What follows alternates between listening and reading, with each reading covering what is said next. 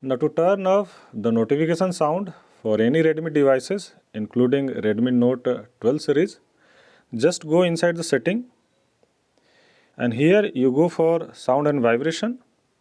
Inside this you have notifications, the sound is droplets here. Just go inside. Here you have two options, choose local ringtone or pre-installed ringtones.